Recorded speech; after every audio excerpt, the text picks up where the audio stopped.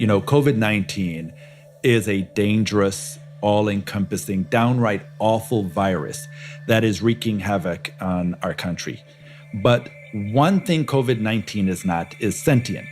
What I mean by that is, while it's true that COVID-19 is disproportionately affecting communities of color, it is not doing so because the virus itself is targeting Black and brown folks. Instead, the system in which COVID-19 operates targets Black and brown folks. That's Daniel E Dawes, one of the leading experts on health equity in the U.S. As executive director of Satcher Health Leadership Institute at Morehouse School of Medicine, Daniel's among the most knowledgeable about the history of our health system and how we really got here. So get ready to go on a journey back to the beginning with our founding fathers to truly understand the political determinants of health, why we're in this position today, and how long our marginalized and underserved communities have suffered at the hand of a broken system. During the early days of this pandemic, we thought that this virus was the great equalizer because it was infecting people without regard to how athletic or healthy they were or how rich they were. But we know now that COVID-19 has proven to be the great revealer, the great exacerbator, right? Because the virus is simply amplifying the disparities in the system that have existed and persisted for so many years. So, to succinctly answer your question of why it is disproportionately affecting Native Americans, Latinx, and Black people, it's because our system disproportionately affects Native American, Latinx, and Black people. COVID-19 is simply reading the room.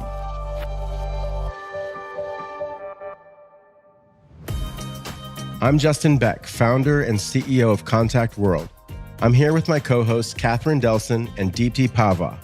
And over the coming months, we'll be talking to scientists, researchers, celebrities, experts, anyone who's been affected by COVID, and getting to the bottom of how we can improve public health together.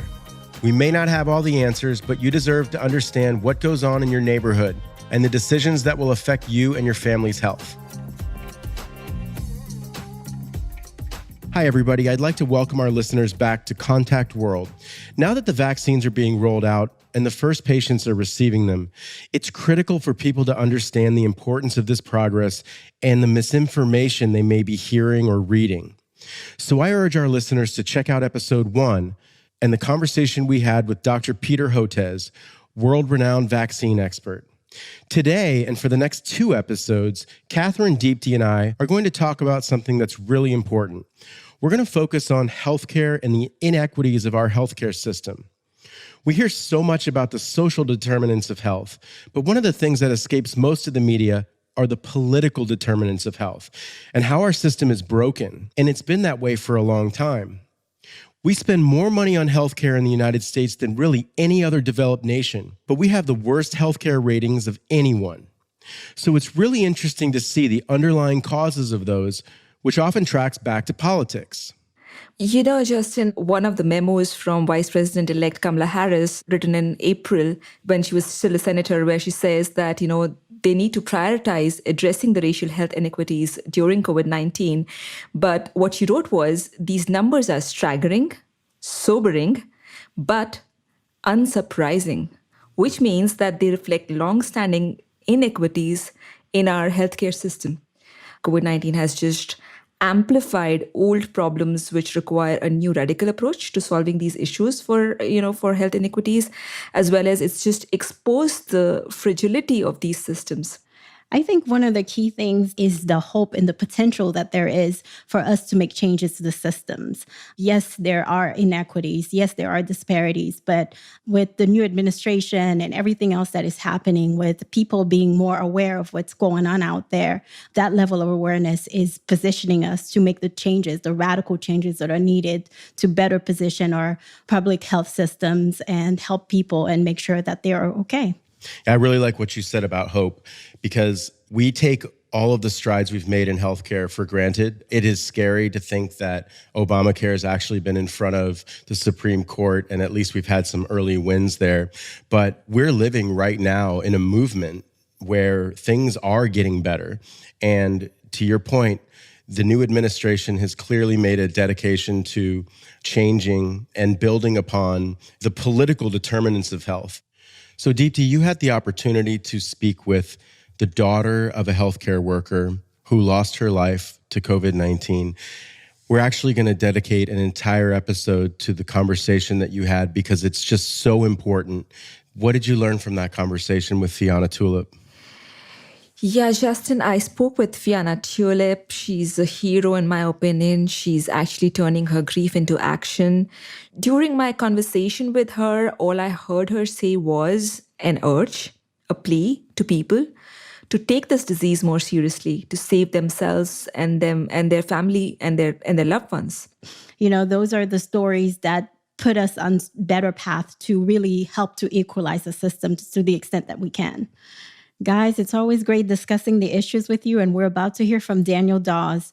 Justin, can you tell us a little bit about that? I got to tell you, I don't think I've ever learned so much about our healthcare system. We learn how politics has a direct impact on healthcare, health workers, health equity in this country, and also some of the strides that we made under Obamacare. And what we really need to do is meet this moment and keep the momentum that we have. So I'm really excited to share that with our listeners.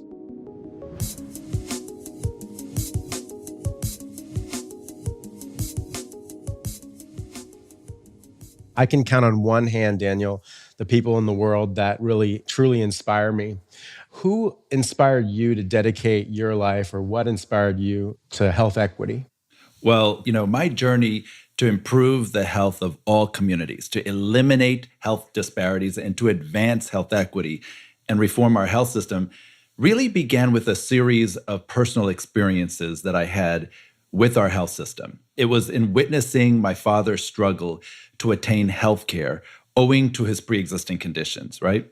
It was, witnessing and observing disparities in the length of life and in the health status between my Black and white family members, as well as a number of other things. And I think my interest in health reform was piqued when I discovered the hardships many people in my own community were facing. Nowhere is that hardship more evident, I think, and shocking than in healthcare and in public health, where a lack of resources or insurance and disparities in care can deprive desperately ill people of the quality care, the treatments, and the medicines that they need to survive and thrive. So I wanted to do something about it. During high school, I volunteered at a hospital where I got a up-close look at the massive problems faced by underserved communities. On my first day, I was assigned to the emergency department and witnessed an episode that convinced me that I wanted to spend the rest of my life increasing awareness of and meaningfully addressing health disparities. This involved a woman who had immigrated from Haiti. She was in a great deal of pain, but each time she tried to tell the staff about her problems, they responded with nothing more than blank stares. Very unfortunate. And this patient could speak only Haitian Creole. As I watched her trying to make herself understood, I could not help but think, oh my gosh, what if her condition is life-threatening? Every second was critical. That afternoon was a revelation for me about how vulnerable many patients really are and how complicated healthcare delivery could be in the United States. It was from that path forward that I knew I wanted to dedicate my life to understanding what was determining and driving these health outcomes. And how could we realize a healthy, equitable, and inclusive society where every individual in our society is afforded a fair opportunity to not only be healthy, but to also reach their full potential? So for our listeners who may not be familiar with the term, what does the word or term health equity mean? Yeah, the most succinct way to define health equity is to understand that it is all about providing every person with the care that they need in the amount that they need in order to help them achieve their optimal level of health. So health equity at its core is a tailored approach so that each individual is able to overcome the systemic and the systematic barriers that stand in the way. One of the things that shocks me is the United States is the largest economy in the world, and it accounts for about 25% of the global economy. but somehow we spend more on healthcare amongst all the high-income countries, but we consistently rank last in performance. How did we get here? So I can tell you that we didn't get here starting 4 years ago or even 40 years ago.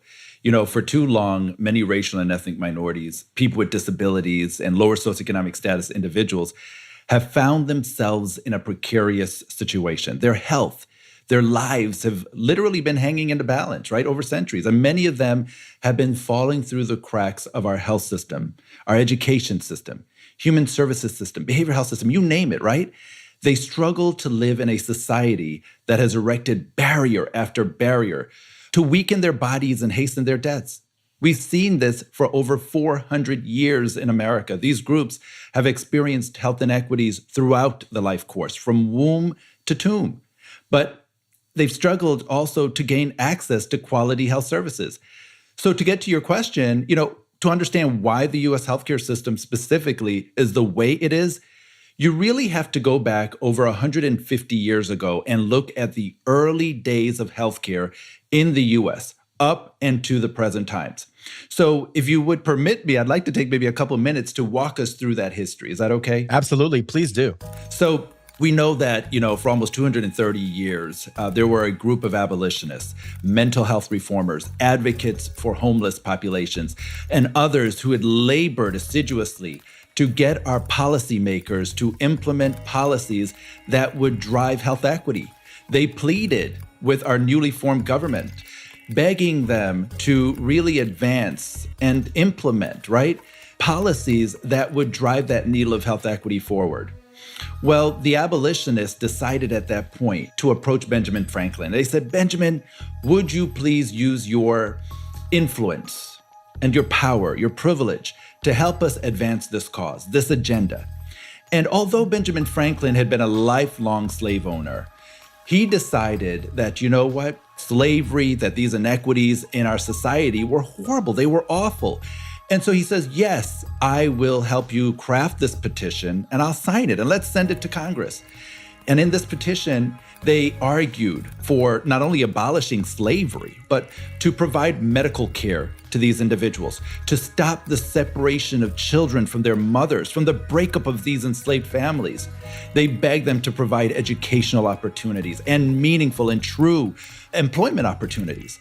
What that letter did was to unleash one of the greatest debates in the US Congress. People were upset with Benjamin Franklin. Well, the Senate decided they weren't going to even entertain Benjamin Franklin's letter, right?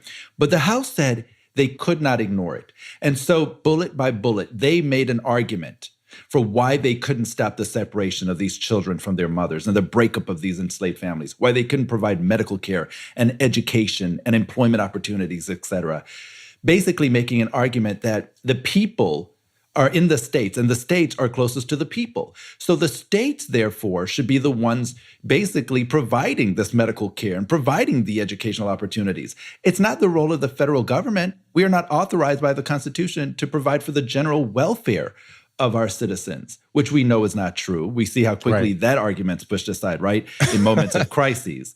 And that was the first time in U.S. history that the light of health equity had dimmed in the United States. Well, it would take us 75 years after that before these groups, these advocates got together and they again, during a major crisis, the Civil War, pleaded with President Abraham Lincoln and his supporters to create a bill that would address what we now know as the social determinants of health, right? They wanted not only to abolish slavery, but they also wanted to provide food and clothing and education, employment opportunities, as well as medical care. And fortunately, you had a majority of proponents in the Congress who said, you know what, we are going to advance this health reform agenda. We are going to advance civil rights for these formerly enslaved people, right? And poor whites who will be displaced as a result of the Civil War. And finally, after 2 years of negotiating from 1863 to 1865, they finally succeeded in getting this bill passed, right? That was intended to address all of these determinants that drive health inequities. But there was one provision that was the most contentious. It was the idea of providing medical care, health services There was no appetite in that Congress, even though they had a majority, to provide medical care. So President Abraham Lincoln decided that, you know what? In the spirit of compromise, we'll strike that provision and leave the rest intact. And that's what they did. Well, that became the most comprehensive health reform in America. But as you and I know, Justin, racism doesn't sleep in America. And the forces, the opponents of health equity were working overtime. After 7 years, they finally overturned the Freedmen's Bureau Act. It would then take us 150 years after that to create similar legislation in the form of the Affordable Care Act, or Obamacare. So our country's unique approach to healthcare really hinges on the prioritization of many other factors and concerns, rather than prioritizing the health and well-being of individuals. While it's true that we as a country spend far more than many other high-income countries on healthcare, it's also true that a lot of that spending allows us to be on the absolute cutting edge of medical technology and research. So that's a plus, right? Right. But at the same time, we do rank near the bottom of performance, and that can consistently be tied to how frequently we simply do not look out for those among us that need the most help, which again gets back to health equity. Yes, we have some of the best and the brightest in the world working to improve healthcare here, but we have not yet turned that brain trust towards meaningfully alleviating health disparities, and that is why our performance continues to lag. Thank you for that history. I don't think a lot of people are aware of it. You've referenced how politics have really played a major role then, dating back hundreds of years. So your latest book, published by Johns Hopkins University Press, is entitled The Political Determinants of Health. Can you describe the political determinants of health a little bit more? Absolutely. So, the political determinants of health are the upstream factors that impact every component of our health and our healthcare system. The political determinants, they create the social drivers, including the poor environmental conditions, the inadequate transportation, unsafe neighborhoods, and lack of healthy food options, just to name a few, that affect all dynamics of health. So many people have an understanding of what the social determinants of health are. You heard me mention that earlier. These are the structural conditions in which people are born, they live, they learn, they work, they play, they worship, that affect a wide range of health. Well, the political determinants go one step further. The political determinants of health are what actually creates, sustains, or exacerbates those social determinants, right? For every social determinant of health, there was a preceding legislative, policy, or legal decision that results in that outcome. So, for instance, it might be a law passed or a city council ordinance or a ruling handed down by a judge, but there is always some force of law or politics that create the disparities, and that is what needs to be addressed, the political determinants. So politics clearly affects everyone's health. Are there any other ways that people might be surprised to learn that politics influences health? Absolutely. So let's talk about structural racism for a moment, right? Because these political determinants of health really are the instigators, as you've heard me mention, when it comes to looking at all of the drivers that impact our health, whether environmental or social or behavioral. But undergirding these political determinants is what we term structural racism. And structural racism and the health of America are inextricable, and they affect all of us at all levels. So think about it this way, right? Inequality gets under our skin, and it leads to accelerated aging or biological weathering. If you think about a block of concrete and a constant drip of water hitting that concrete, at first, you may not notice that water having an impact on that cement block, right? But then after a while, you can see it chipping away at the concrete. That's essentially what is happening in many vulnerable populations' bodies today, right? Owing to the stressors in our society of systemic racism throughout our society. And it leads, again, like I said, to increased chronic diseases that we see in terms of racial and ethnic minorities and other groups. So by its very definition, one of the structures that racism operates in is the healthcare system in America. So I want to focus on that a bit, right? Our history is littered with known examples. You can go as far back as the healthcare that was not afforded to slaves or indigenous populations, to the contentious creation of the Freedmen's Bureau that I just talked about, to separate but inherently unequal medical facilities, to the maternal mortality crisis Black women are facing today, to even the disparate impact that COVID-19 is having on communities of color. It's cumulative. Absolutely, that's right. And it compounds one after the other, right? So there is no ignoring the fact that structural racism is just as pernicious in healthcare as it is in any other corner of our society. However, the key thing to remember is that structural racism in our healthcare system is a net negative for everybody. So from infection rates and hospitalizations to death, why does COVID-19 disproportionately affect Native Americans, Latinx, and Black people? You know, COVID-19 is a dangerous, all-encompassing, downright awful virus that is wreaking havoc on our country. But one thing COVID-19 is not is sentient. What I mean by that is, while it's true that COVID-19 is disproportionately affecting communities of color, it is not doing so because the virus itself is targeting Black and brown folks. Instead, the system in which COVID-19 operates targets Black and brown folks.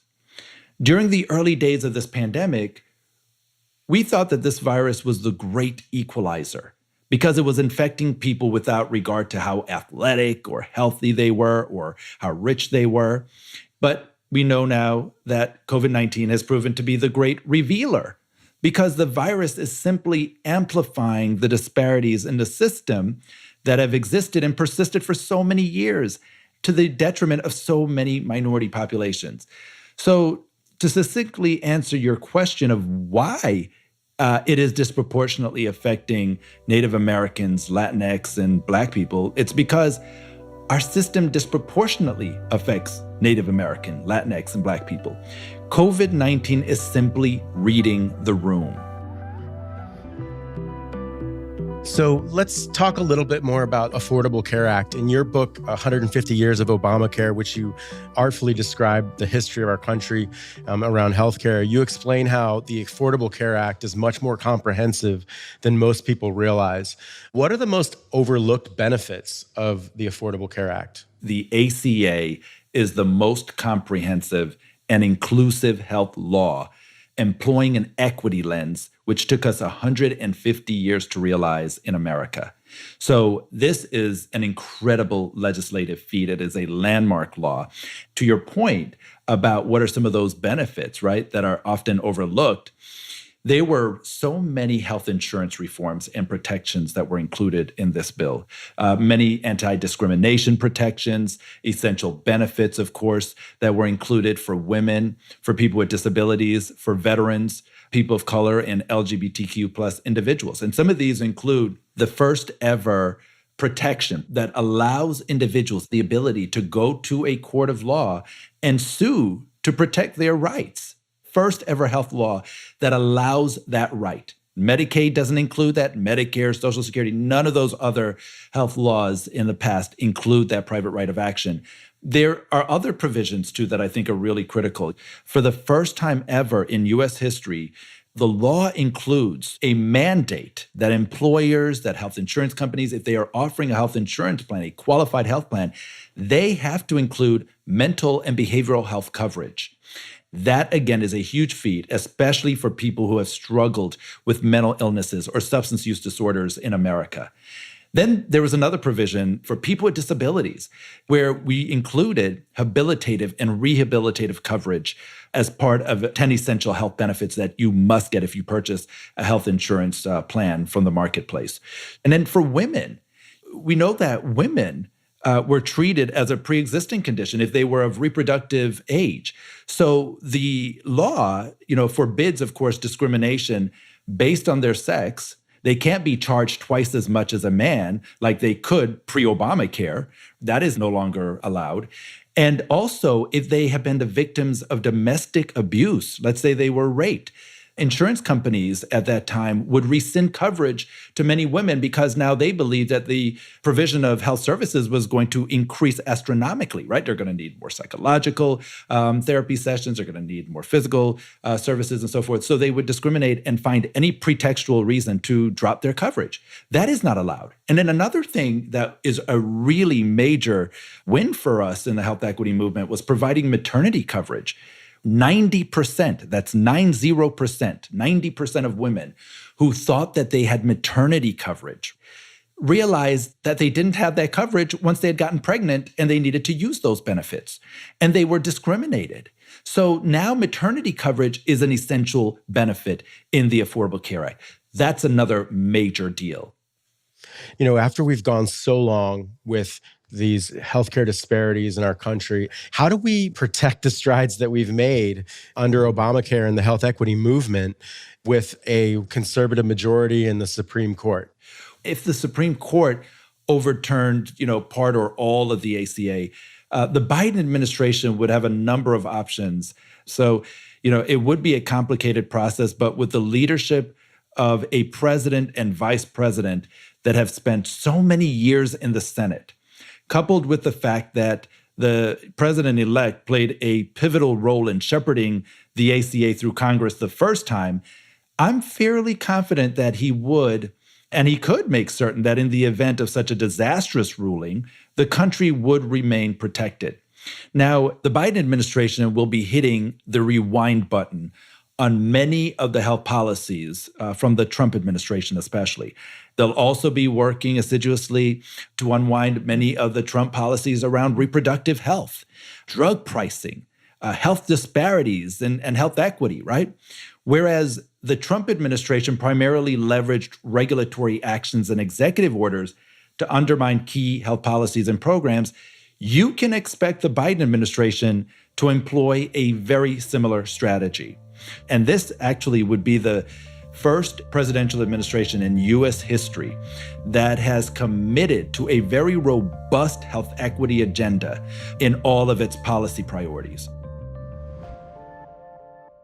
You lead something called the Health Equity Tracker Project through a grant from Google, CDC Foundation, and Gilead Sciences. Why don't we have a better grasp on tying demographic data in this country? Realistically, the answer to your question is twofold. I think first and foremost, opponents of the health equity movement understand the intrinsic value in having data that highlights demographic disparities. No data, no problem. If there is no data to illuminate an issue, right, or an inequity, then there is no problem that requires change. The second reason is that it is truly difficult to obtain demographic data for a whole host of reasons. Chief among these reasons being that we as a country have never prioritized collecting such data. So the system is not designed to easily tabulate it. The same systemic issues that exacerbate the political and social determinants of health are the same issues that make collecting data difficult. And this is not by happenstance, right? That said, the creation of the Health Equity Tracker tool that we've been working on is all the more important, precisely because there is no comparison. So do you think that maybe like more effective sharing of data will improve trust and transparency with vaccines? Absolutely. There is no doubt. And I think that gets to the heart of the issue of transparency. If you are giving people access to the data, right, and you're giving them access to all the data, then of course it does allow them to see for their own selves, right? What you have been saying is true. But if you are hiding the data or you're hiding even a part of it, then it does allow for opponents of these vaccines to push that agenda that they're hiding something that could be hurting you. So you're just going to be lab rats. You're going to be guinea pigs. Don't do it. So I do think data is a critical element. Are you concerned, with the health equity lens about equitable distribution of vaccines in the United States? I am. And it's because if we do not learn from history, we are what? We're doomed to repeat it. Mm-hmm.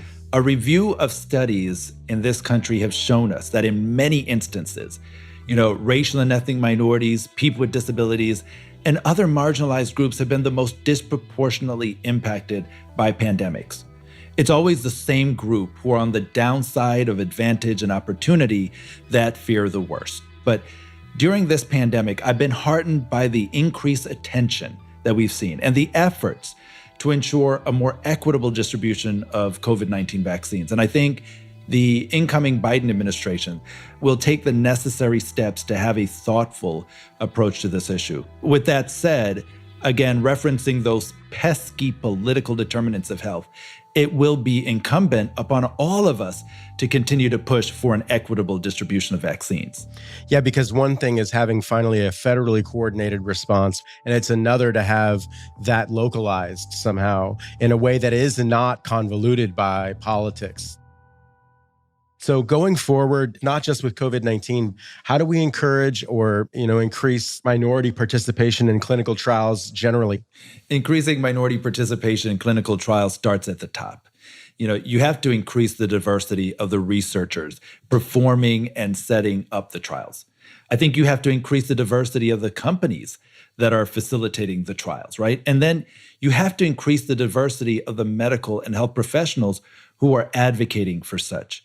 So going into and recruiting from communities that have traditionally been underrepresented in clinical trials is a good first step. But it's just that, a first step, right? You need to have diversity for every step of the process so that there is an echo chamber of individuals with actual power who can continually push for the diversity throughout the entirety of the process. Yeah, so having researchers that are more reflective of our population that we're asking for participation, that makes sense. So if you had the power and funding, what else would you focus on, broadly for vaccine development, trust and transparency? What would be like your first step? I would say that we certainly need to increase spending in our public health infrastructure. I do think that is absolutely critical at all levels, again, whether you are at the municipal level, the local level, or the state level, right? And even the federal level, because 3 cents of every dollar that has been invested in this country has been invested in public health. Why aren't we investing in more? One of the issues that we've had to deal with over time is the fact that historically, policymakers have usually been reactive rather than proactive, right? So once the crisis is averted, so too is the funding until the next crisis comes along and wreaks even greater havoc, right? So for me, in terms of what I would start first, it would be, investments in equitable distribution of vaccines and equitably distributing them. Contact tracing, absolutely critical, right? Testing is absolutely critical. We've seen early on how with contact tracing and even with testing, how many communities of color were there raising their hands saying, hey, we want to be counted too. We'd like to be able to access these resources, but they were ignored. If you have inequitable distribution of testing, then you cannot perform contact tracing. And it's, again, just part of a vicious cycle. Absolutely. So any other words of wisdom for our listeners, Daniel? We really appreciate all the time you spent with us today. My final words would be just to remind folks about how long and challenging it has been to advance health equity in America and around the world. This is a movement that is not for the faint of heart. And it does take the resolve that is needed, right? It takes persistence. It takes courage. It takes knowledge. And so I want to urge our listeners today to really think about that and to continue to press this agenda, even when the tough gets going, right? We've got to keep pushing and stop that pendulum from swinging too far that it unravels the gains that have been made previously by health equity leaders and champions throughout the course of our history. Well, you've given us great context because I don't think anybody fully understood the hundreds of years it's taken us to get here. So we have to put our foot on the gas. You're an inspiration, Daniel. I can't thank you enough for your time today. It's been great. Thank you so much, Justin, for the opportunity. To learn more about the work that Daniel's doing to improve health equity and reduce disparities in our system, visit danieledawes.com or read 150 Years of Obamacare and the Political Determinants of Health from Johns Hopkins University Press.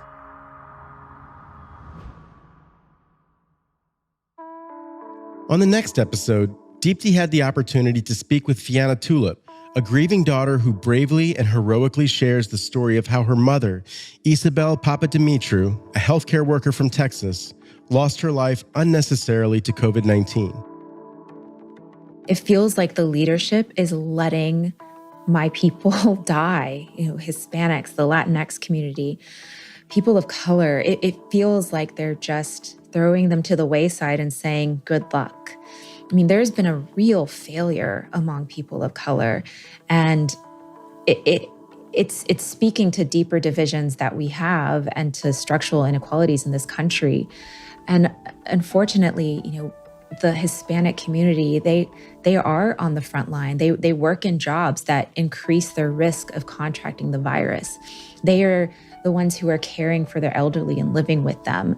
They're fulfilling online orders. They're working in the hospital. They live in institutions such as prisons and homeless shelters. And these are all places where it's easy to spread this virus. And there's no support. There's no support. Fianna's heartbreaking story is one we all need to hear, but she is truly an inspiration, turning grief into action. When I really started out on this crusade, I guess you can call it, I started realizing that people would say, no, look at the death rate. It's not that bad. Or, but I need to see my family. It's more important that I see my family than stay home. Masks don't work. In fact, I can't breathe with the mask. And it was so frustrating to me because I just come back with, but I lost my mom. But I didn't have to lose my mom if we had just followed these simple public health measures.